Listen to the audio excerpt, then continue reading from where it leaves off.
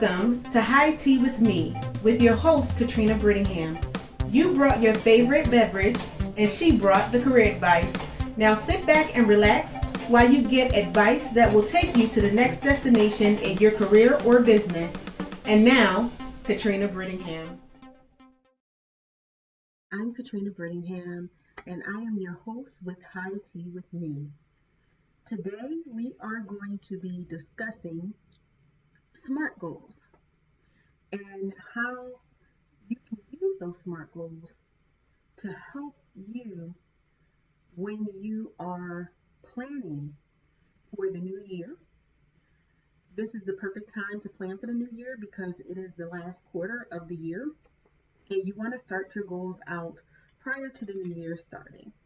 It is a time where people do New Year's resolutions.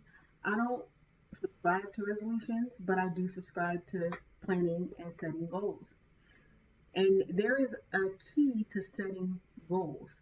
There is a formula, and there is something that actually works that helps you to plan out your goals.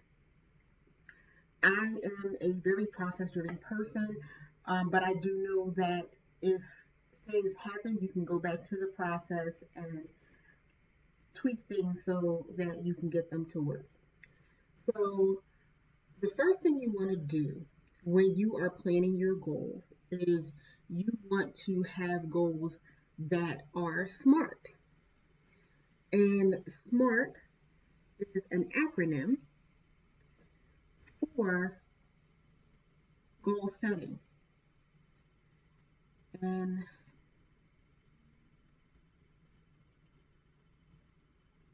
so when you're goal setting, you want to make sure that your goals are specific. That's the S in SMART.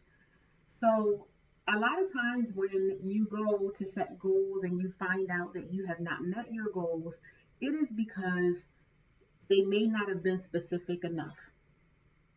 And so you want to narrow down your focus to your SMART goals.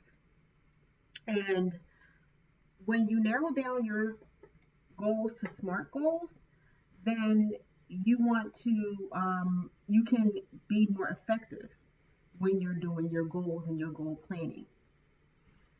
And the next thing you want to do is to make sure that your goals are measurable. And so how you make sure that your goals are measurable is that is it something that you can tangibly put your hand on and say, okay, I met this goal. And one of the things when you're specific is, okay, I want to increase my profits 20%. It is measurable. Did you meet that 20%? Did you exceed that 20%? Did you get 15% instead of 20%? And did you get 10% instead of 20%? Or did you get 0%? And then you can go back and you can evaluate to find out why you did not meet that goal.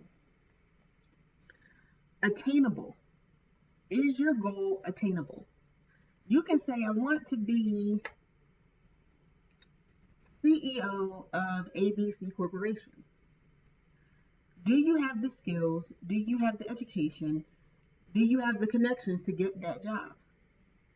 You can say, I want to be an entrepreneur and I want to sell widgets. Do you know anything about widgets? You can say, case in point, I'm an executive coach. I want to be an executive coach. Do you have the skills to be an executive coach? Do you have the tools in your home, or do you have an office where you can work out of? Do you have certifications that people look for when they're looking for a coach? Are your skills relevant, or what your goal relevant to your overall goal?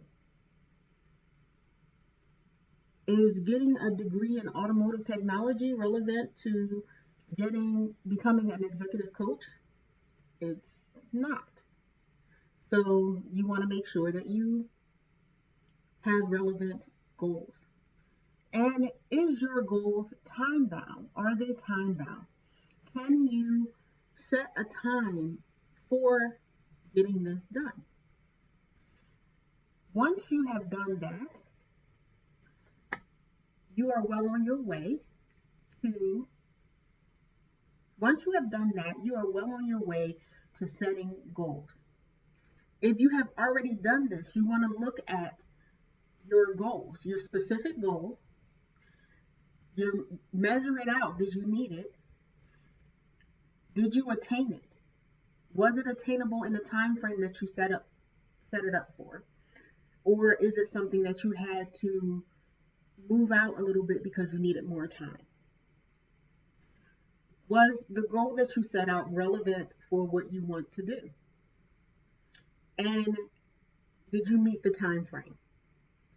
So my goal for this year was to make my business more profitable, to make it more scalable, to look at the systems that I was using to see if the systems were worth the investment, because I do invest in all of my systems. And the systems that weren't giving me a return on investment, I was evaluating to see if I was not effectively using them or if they were not needed. And so I got rid of tools that were not needed, that were outdated, that was not being used because they didn't meet my needs. Because one thing, when you go into business, everyone has a system, everyone has something that they say will make your business better. And the only way you can know that is by knowing your business, and then sometimes getting a system and seeing if the system works.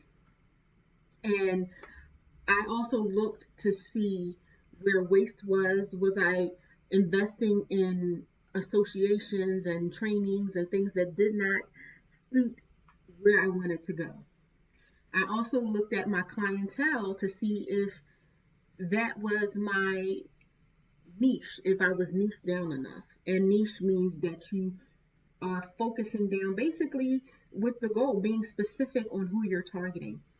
And in my business, I found that I was speaking to leaders, entry-level leaders, senior leaders, mid-level leaders, and people who were transitioning from corporate or their, jobs that they were doing 9 to 5 for someone else to move on into entrepreneurship. So I launched out to transform and reconfigure and pivot my business to meet my audience. I created some trainings. I created courses and coaching programs, all geared towards the people that I was reaching. It was also my goal to be more on social media, do more videos, to get my expertise out there. And so last year, this time, I created a online radio show called Career GPS. It has been a year, coming up real soon in like 2 weeks or so. So it's been a year, and I have grown my audience. I broadcast out internationally to 170 countries. I have excellent guests who come on. I got noticed for that as well, and have people who want to market me. I've picked up sponsors, and I picked up all kinds of great things in my business because I did that, and I planned that out. And I did have that goal that by the end of 2019 that I was going to be able to build my audience, get sponsors, and get my name out there and my expertise out there. And so I met that goal. So it was specific. It was measurable. How was it measurable? By the increase in business, the increase in sponsors, the increase in revenue that came in because of that. And also, it was relevant for what I wanted to do, because the way to get your name out there, especially now, is to have a platform. So I created a platform for myself. And it was time bound. I wanted to do it by the end of 2019, and here we are at the end of 2019.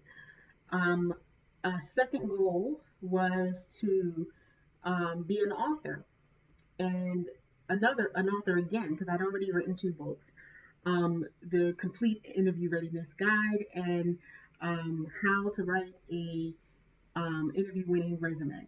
I self-published those. The book that I have that's coming out at the end of 2019, which will be around December of 2019, is called Why Not Me? So, yes, a little plug for myself. And I met that goal of being able to publish, and marketing will be done for that pretty soon. And I'm actually working on another book, which is a collaboration, and I'll save that because that's still in the works. But I exceeded the goal because instead of having 1 book, I have a second book that's also coming out in 2020. Um, so when you look at that, that's how you look back on it. And I went back through my goals. I went back through my SMART goals, and I started looking in about September of everything overall for the year. And I look once a month for my short goals and start looking at my longer term goals to see where I am, if I'm on track. But the end of quarter is when I really take a really hard look at what's going on in my business as far as whether I'm meeting my goals or not. So that's what you want to do. You want to take a look over time. Like, you don't want to set goals and just have them sit there, because when you do that, you go back and you may have achieved some things that's not on your list, number one. And number two, you will find yourself not meeting the goals that you set out for yourself. That's number two. So you want to review how you do that and how you get organized for that. What works for me and what I tell my clients, and it works for them, is number one, when you write out your goals, yes, you want to write them out. You want to put them on your calendar, whatever calendar you use. It could be a physical calendar that you write out. Start goal. Write on the other date, check goal. Or due date for goal, circle it in red if that's what you want to do. I found that because we are in a electronic age, and I always have it with me, I can go into my cell phone and I have my calendar that I can pull up on my cell phone. I can pull it up on my computer. I can go to the library and pull it up. Is that I have my calendar, electronic calendar. I use it for my appointments, but I also use it for the time that I set aside, the day that I set aside to look at my goals. And so I have my quarterly review, I have my monthly review on there. I have my yearly annual review of when I review my goals, when I review my finances, when I review different things. This helps you, and when you put the appointment on your calendar, you'll get a reminder. You can actually set up reminders to say, bing, okay, Katrina, check out this goal. And so you can put in when you want the reminders to start popping up. I use Outlook. I have Office 365, so I use Outlook, and you can schedule in reminders to come in. So it doesn't have to be 15 minutes before you have to do it. You can get it starting a week before. Bing, time to start checking your goals, and then you can do it a day before. So that way too, because sometimes things get lost and you schedule things and this, that, and the third. So that way you can go back and it's like, okay, I gotta set time to take a look at my goals. So once you have your SMART goals in mind, you can have a form. I use this form with my clients, so you'll see client name. It says career development and job search form, but the same premise will work for you if you are growing your business. Number one, the first thing you want to do when you are going into business, or whether you are looking to move up in your career, is to do an assessment. I like DISC, and I also like Dick Nodell's card sorts. This gives you answer a whole bunch of questions, and it gives you an overall assessment of you. And so it is your motivated skills. So you can go to your motivated skills section. With the card, with this, and with the card sorts, you have motivated skills. Skills motivator, I think it's called. I'm not really looking at the cards right now. And you can write down what those skills are. These are the skills that you like to use. And a lot of times we get caught up with skills that we do and we do well, but we don't necessarily like to do. And we find ourselves caught in those skills. So once you find out what you like to do and what motivates you, then you can focus on those skills and build upon that. Whether it's a business, whether it's in your career, build upon that. Stop putting out those skills that you can do that you don't want to do. And you want to use your top 12 to 15 if you have that many. You want to look at your career values, and it's from the always valued from the Nodell card sorts online, or because I send this online, it's a card sort activity that you can do online. He even actually has physical cards, but because a lot of my clients are virtual, I send this to them electronically. So it's from the always valued section when you do the card sort, or it's from the strengths from your DISC online assessment.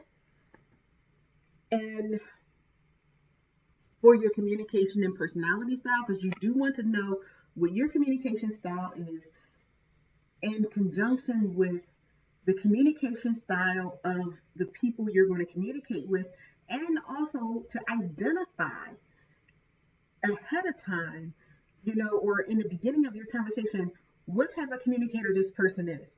It is key for you moving up in your career, and it's also key for when you have a business, you're dealing with customers, because customers communicate a different way and need to be communicated with in a different way than you communicate sometimes. And in order for them to get an understanding of the value that you bring to them, whether you're in corporate or whether you have your own business, you need to be able to know.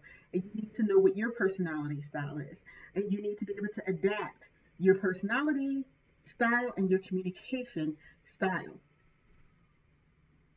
Your career interest. This is also key for business, if you're going into business, and for your career. You want to know what you're interested in, because a lot of times people come into careers and even businesses with like, oh, that's a good idea because you see someone else doing it, but are you truly interested in it?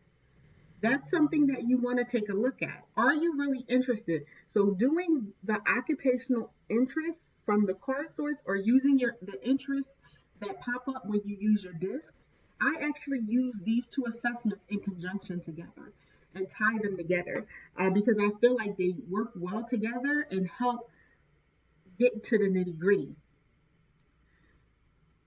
You want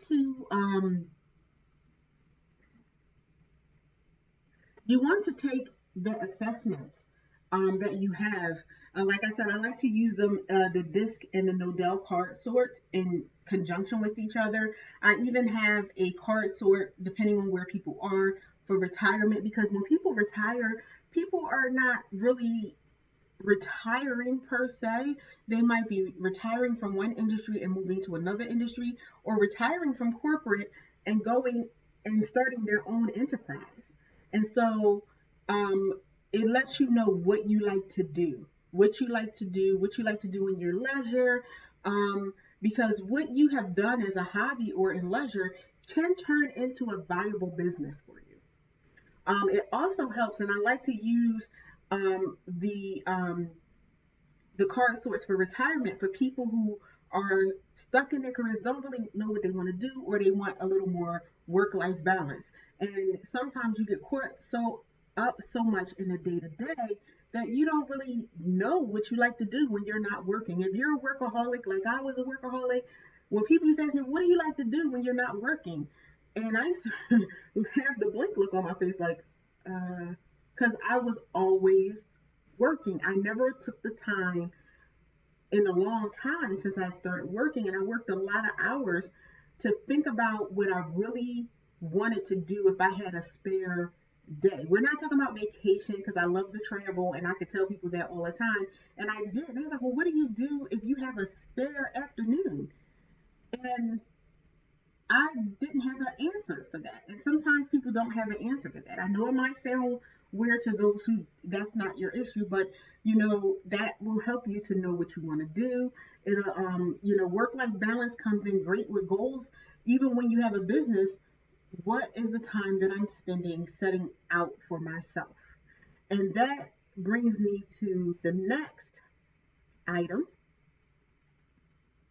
which is, now that you have identified this, the keys for communication, your interests, your motivators, and your values, you want to explore your options.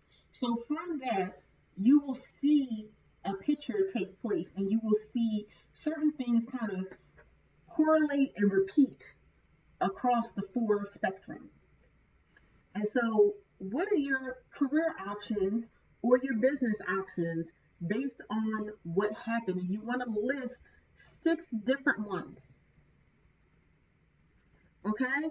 And then after you do that, you want to find out, because this helps you, step 3 helps you focus on the best available and attainable career options for you. And then you want to find out why this is the best option for you.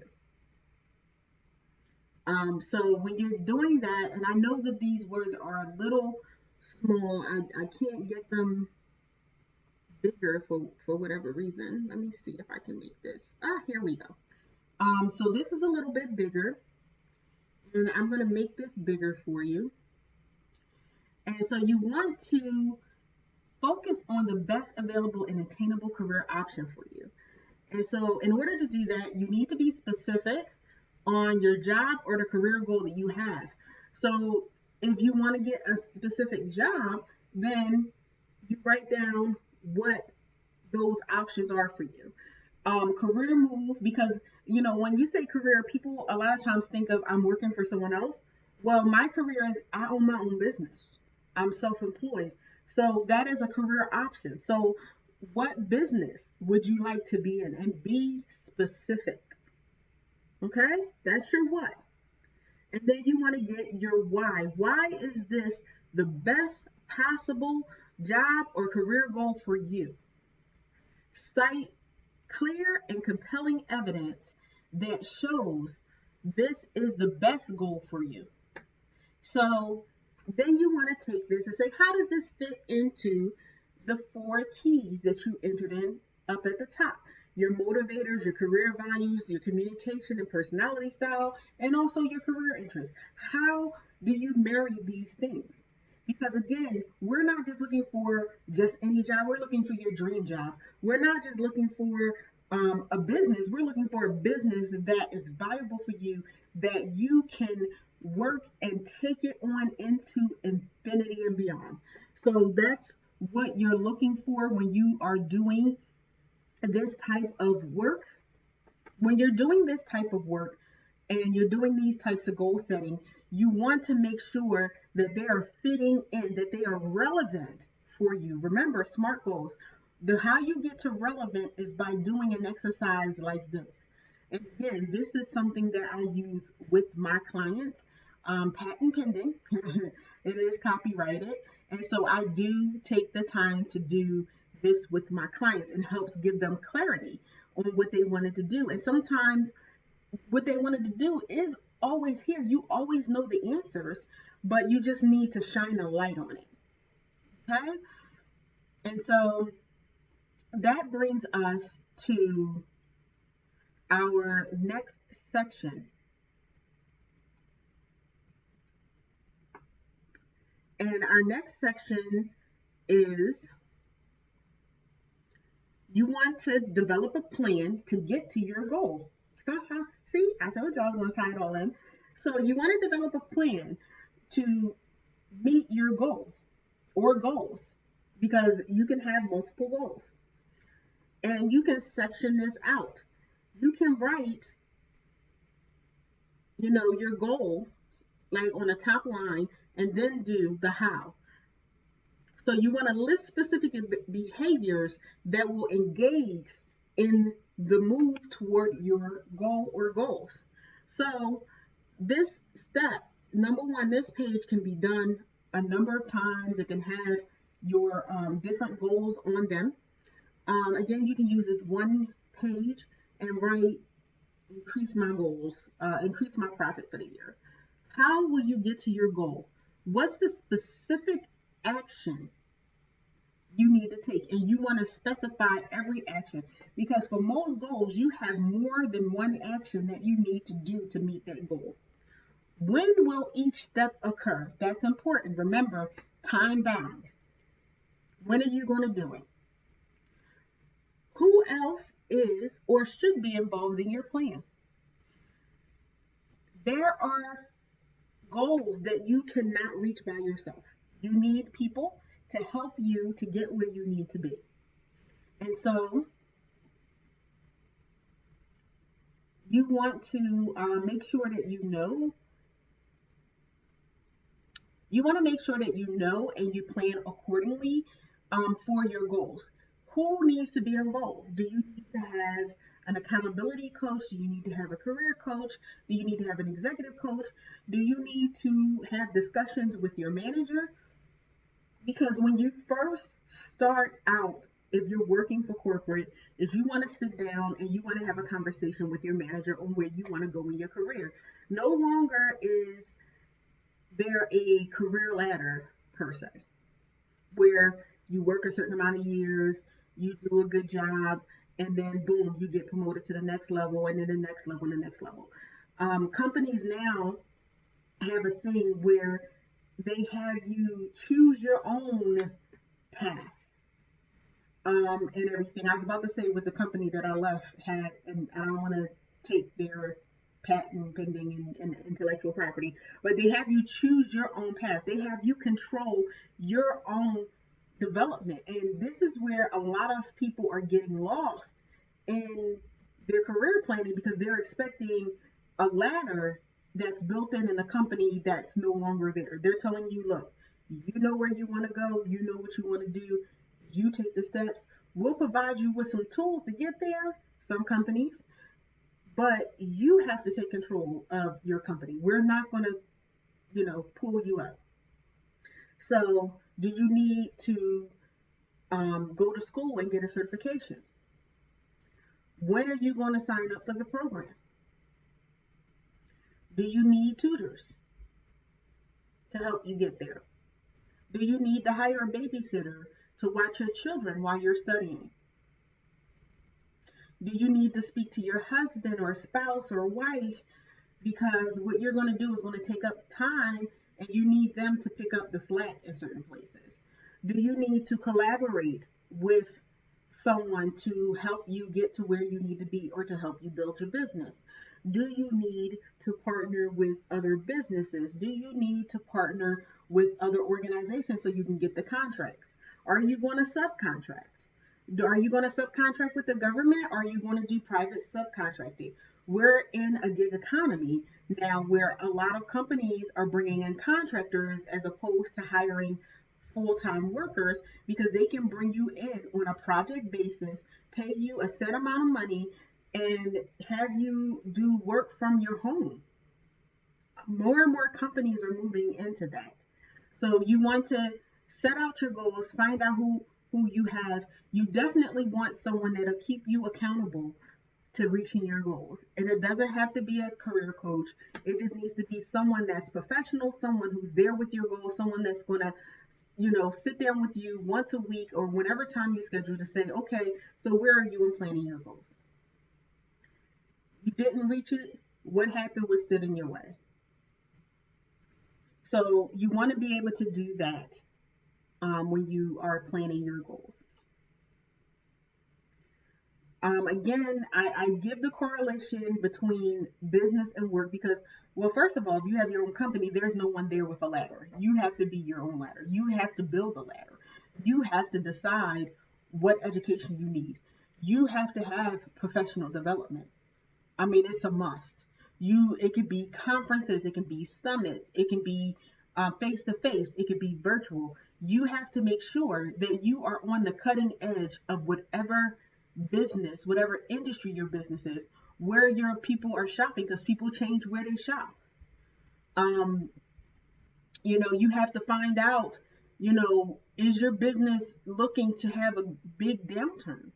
Um, Basically, I mean, it's happening.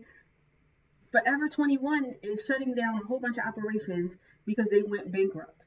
Now, there are all kinds of reasons maybe why they did, but proper planning, I know the big thing is, I think they said they expanded farther than they should have, and they, overestimated things. Well, that goes to goals. If you expect sales to grow a certain amount and you open up these stores and you start to see that you're not getting the sales that you were expecting, maybe if they closed up one or two shops or didn't expand as fast, because with the expansion you would either see profit or you wouldn't. So if you expanded to one or two stores and you got the profit, great, and exceeded the profit. Then you did two or three more. Same thing happened. Then you did two or three more and you didn't get the profit. Now it's time to look and say, hey, wait a minute. What's going on? Let me evaluate the difference between why these stores are doing great and these stores are not. And yes, you have a loss of jobs, but you have a lot less loss of jobs than if you keep expanding. And you lose everything because now everyone's losing their job, as opposed to a couple of people, um, who, in those stores. So you want to be able to look at that. You want to be able to see where your company is going. You want to be able to see where your career is going.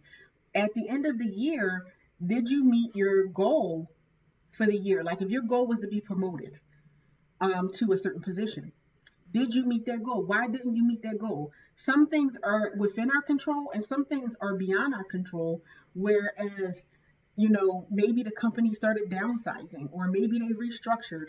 Okay, and that's acceptable. And then you need to look, if they are restructuring and now the position you wanted or where you wanted to go is no longer in a company, do you need to start rethinking and going elsewhere? So you want to be able to do that. You want to be able to forecast. You want to be able to look back and see where things are going. And in order to do that, you have to have your goals set up properly. And I thank you for coming out tonight to hear me, to watch online, to see me, to watch on YouTube, to see me. And I ask you that you subscribe. If you are on YouTube, I'm asking you to like and follow if you are on Facebook. I am asking you if you are on LinkedIn to connect so you can see the next video and be made aware when the next video is available. We also have a chat feature in Facebook, LinkedIn, and all of the social media channels. I do actually send on Twitter out the link so you can follow me there to find out when the next show is and to get the link to watch the show. I thank you so much. I did mention my books. They are available on Amazon and the link is going to be below. So you can click on that if you need help with resume writing and also with interviewing and interview help. This is Katrina Brittingham. I do thank you so very much for tuning in. If you want to connect with me, you can go to LinkedIn and type in my first and last name, which is Katrina Brittingham. You can also type in Katrina Brittingham on Facebook. I have a business page called VentureReady. You can go to my website, www.ventureready.net. If you need an executive coach, you can click on Contact Us and you can book an appointment with me so you can work out your goals and your strategies for the new year. And YouTube, you can subscribe to the link on YouTube, which will be under here. You can do bit.do subscribe Katrina Brittingham, I believe it is, or subscribe VentureReady. I will have the link down here for you to have, for you to develop your SMART goals. I do thank you again.